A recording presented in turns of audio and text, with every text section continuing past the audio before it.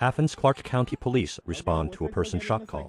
What they find is a chaotic scene involving 31-year-old Jeremy Howard and his pregnant girlfriend, Heather Mario. Step over there with her. Step over there. He's in the kitchen. Okay, step over there. Step away from her. Step away from him. Go step over there. I'm sorry. You're good, man. I'm sorry. You're good. Help me. Hold pressure on that. I'm sorry. Put pressure on that, man. Sorry. I'm pregnant. I'm pregnant. Jeremy, I'm right here, Jeremy. I'm trying to breathe. Hold that. Put your knee on him. Metal arm right there. Hold him down. I love you, Jeremy. I'm right here, Jeremy. I can't get this. Chill, man. Jeremy, look, I'm right here, Jeremy. Look, we got an ambulance en route, okay? I love you. Jeremy. Where's the firearm at? Is it through and through? Yep, it's through and through. Hold on. Jeremy. Move, boy. Help me! Jeremy. Where's that other one at? Jeremy, I'm right here, I Jeremy. can't breathe. He can't breathe. Yeah, all right, we're working. Hey, get her back. Just get her back for He me. needs me. Go on, direct her away. She's pregnant, just be careful with her. I'm pregnant. Stand up. Step back. Jeremy. Okay. Jeremy. Alright. It's alright. Jeremy. It's the father of my child. Okay. And I'm pregnant. Notice the officer's immediate transition from tactical security to life-saving measures. While one officer secures the weapon, the others apply pressure to Howard's abdomen. What happened here? Okay. Hang on a second. Is he okay? Hang on. Is he gonna be okay? Hang on. Let me read this to you real quick. You have the right to remain silent. Anything you say can and will be used against you in a court of law. You have the right to talk to a lawyer and have him present while you are being questioned. If you cannot afford to hire a lawyer, one will be appointed to represent you before any questioning if you wish. You can decide at any time to exercise these rights or not answer any of my questions or make any statements. Do you understand each of these rights that I explained to you? Do you want to speak to me now? Yes. Okay, what happened? So the other day, yesterday or the day before yesterday. Okay. We got in an argument, okay, yesterday. He put his hands on me. He said he hated me. He said that he cheated on me, okay? So I said, okay, well, I never want to see you again. I dropped him off. Okay, he stays at Smoky Road, which is like right up there. Okay, and then he called me this morning, just telling me to come pick him up and everything. I said no. I said don't talk to me again, and I blocked him. Okay, that white guy over there, he's just my friend. He just came to fix something over here. He's a maintenance man. He came. My trash can is electric trash can. It takes batteries or whatever, and I didn't know how to do it. So he just stopped by. He was in there. McCall begins explaining what happened before she's even mirrored. This spontaneous statement is critical evidence. She claims the shooting was an accident meant only to scare him. Okay, so someone knocked at the door. My friend over there, he just opened it, didn't look who it was, and then he walks in, charges at me, and there's guns all in the house for protection, and I just pointed it at him. I did not know that it was loaded, did not know that it was in the chamber, did not know none of that. I did not mean to pull the trigger and nothing like that. Okay. I was pointing at him, telling him to get out. Alright. Yeah, I will. Is he gonna stay alive? Is he gonna be alive? He's gonna be fine. That's my baby's Okay, son. we got my baby's dad. Fire's pulling up now. My baby's not even born yet. He's okay. We got ambulance en route. Fire's here. They're gonna take good care of him. Okay. I need you to keep talking to me. So he walks in the house. You knew who it was at this point. Yes, that's my baby's father. Okay. I still love him. Where was the gun at when you grabbed it? It was in the bedroom. Okay. What kind of gun was it? A 45. Okay, 45. I don't know that much about guns. Okay. Whose gun is it? It is dude who lives here. Okay. You've been staying here for how long? Since the end of March. Okay. Where did you grab the gun at?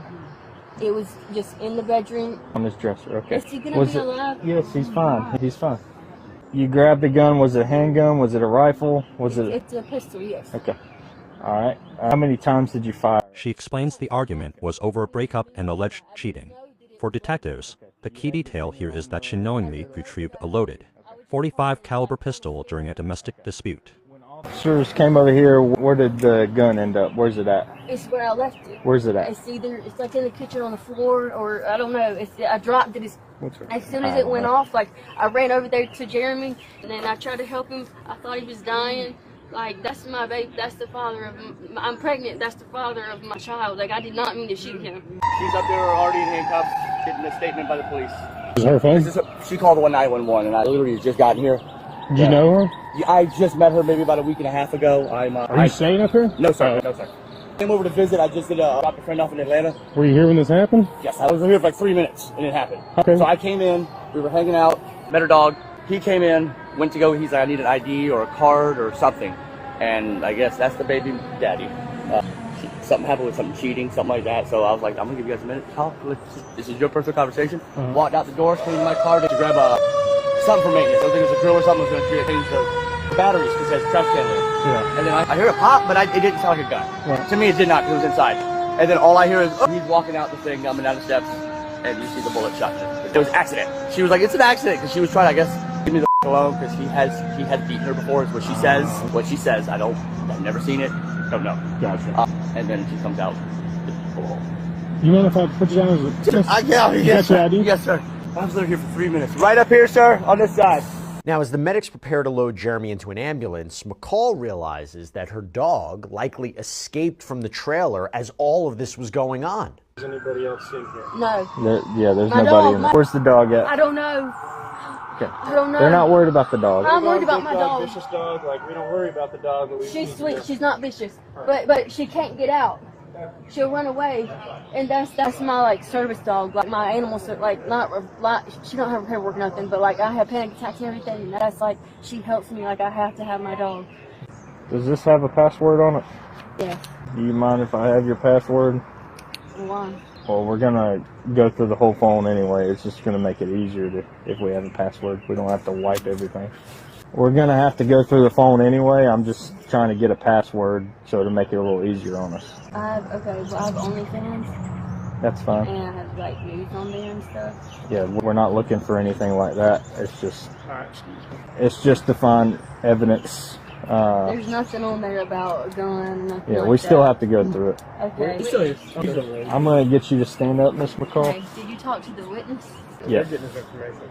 Did our stories Just step down here. We're gonna swap Can I handcuffs. get some shoes? Yeah, just step right there. We'll take care of all that.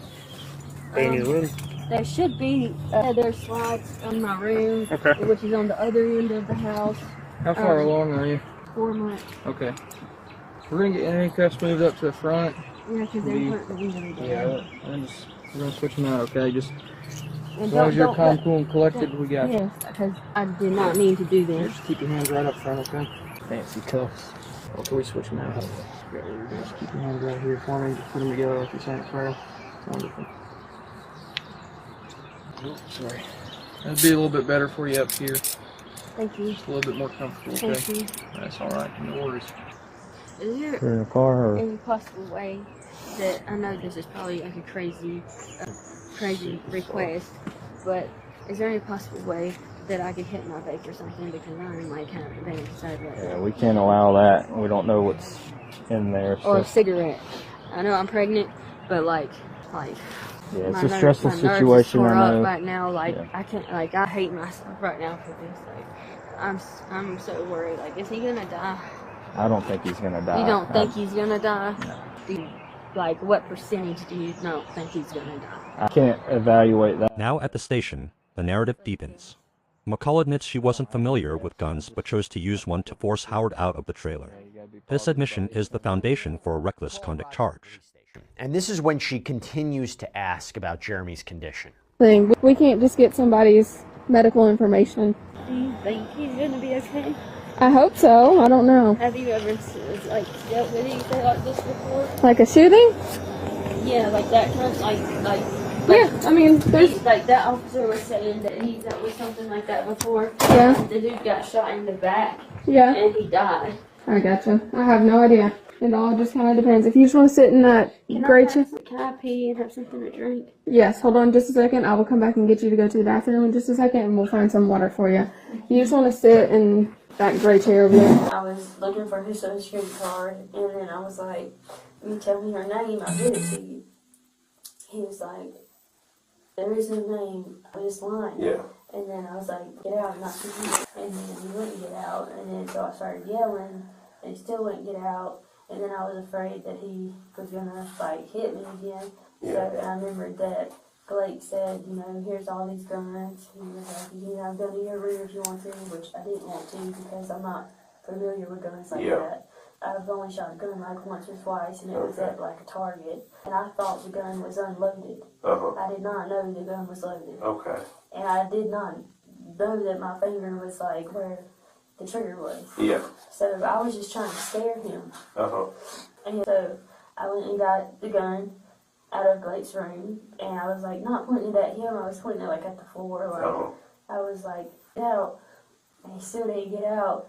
And then I just started yelling, and I guess like when you're mad and you're yelling, like your body might tense up or something. And my hand like squeezed it on accident. Like I did not mean to do that at all. Like I've been in here like praying that he if he dies, like I'm never gonna forgive myself. Yeah, we'll check on his condition in a little bit. Do you think he's gonna be okay? They got I don't really know how. They said it went all the way through. Sometimes that's good news. You never know.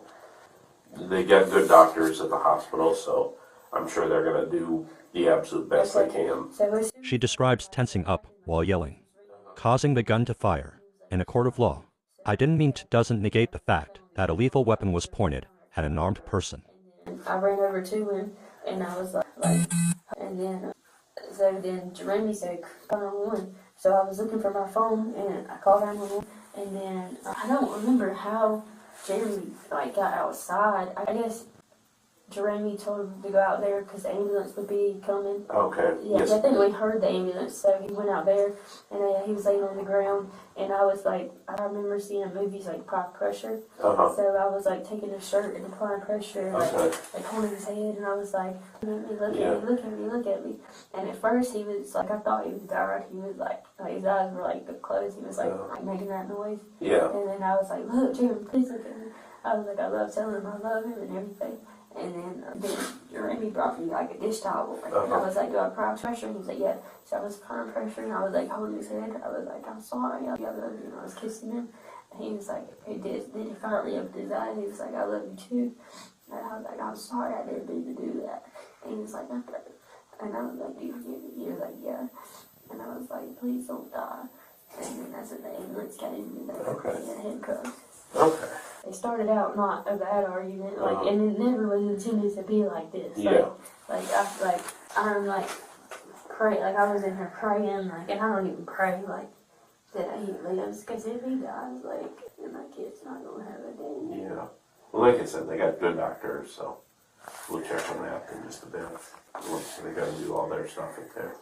Make sure that everything's all X-rays and whatnot.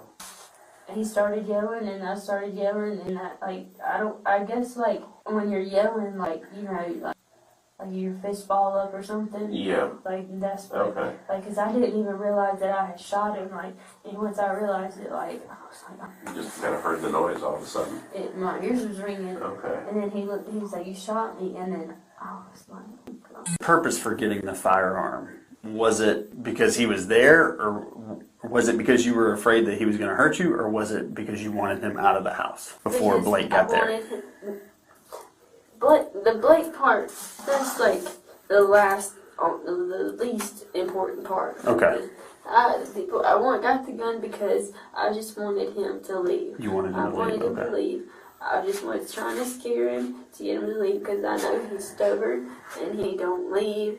He makes situations worse. I was afraid that he was gonna put his hands on me. Did he make any threats to put his hands on you or anything like that? No. He never does, verbally. It was solely to just scare him, to get him, and he knows that I would never shoot him, and I would never shoot him. It was an accident. I hate myself. Because obviously... The detectives return with the results from the hospital. Jeremy Howard did not survive. McCall's reaction is raw and visceral, shifting the case from an aggravated assault to a homicide investigation. Accident, or do you think it was self-defense? It was an accident. Okay. It was supposed to be kind of scaring self-defense. Yeah. Because I thought it was unloaded, and then it was 100% an accident. Right. Because as soon as it happened, I ran over to him, and I was trying to help him. Right. Well, I'll tell you what, let me go check just a few calls, see if we can get a condition on him. Please. And then we'll check back. I'm gonna talk to Jeremy real quick, and, you know, it's, obviously they need to do all their work and all that, and make sure they get whatever because I know that with, you know, when somebody gets shot, they always do x-rays and they do all kinds of stuff, so a lot of times you don't hear exactly what's going on for a little I bit. just want to know if he's alive. Yeah, I'll check on all that and I'll let you know. Is he okay? Unfortunately, he did not survive. What? So, Yeah, the doctors did everything they could. No, no, no, no. My God, no!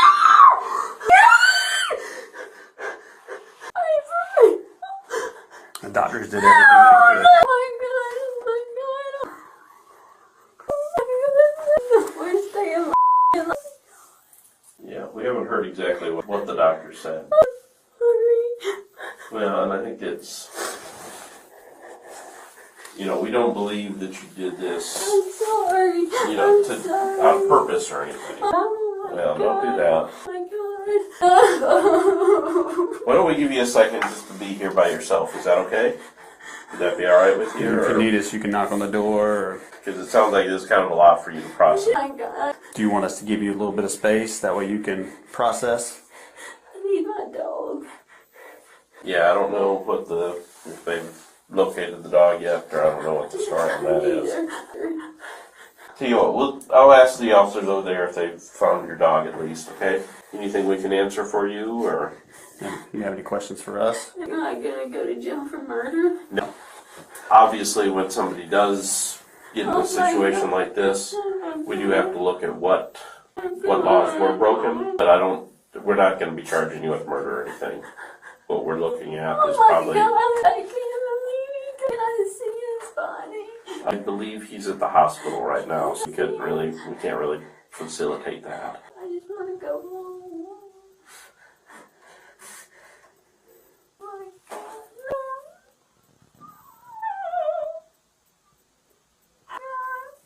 The legal fallout for Heather McCall was swift. Despite her claims of an accident and the birth of her daughter while out on bond, the court focused on the criminal negligence of her actions. Can I see him? Just stand up for me. We can't do that. He's at the hospital, okay? Yes, ma'am. He's passed away, yeah. Go ahead and stand up for me, Heather. Come on. Stand up for me. Can we help you get your shoes? There you go, sweetie. Come on. You stand up for me. Can you take my hand? Stand up for me, okay? Stand up. You can do it. Oh my God. We're gonna handcuff you again, okay? But it's just gonna go in the front again. A hug?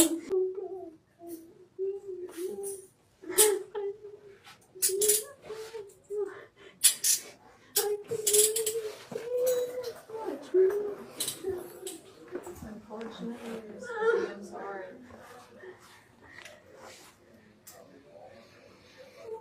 You're okay. Keep standing.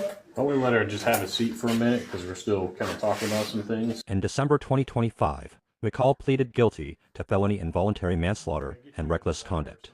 A judge sentenced her to 10 years total for years to be served in prison, with the remaining 6 years on probation. A child is now left without a father, and McCall will spend the first 4 years of her daughter's life behind bars.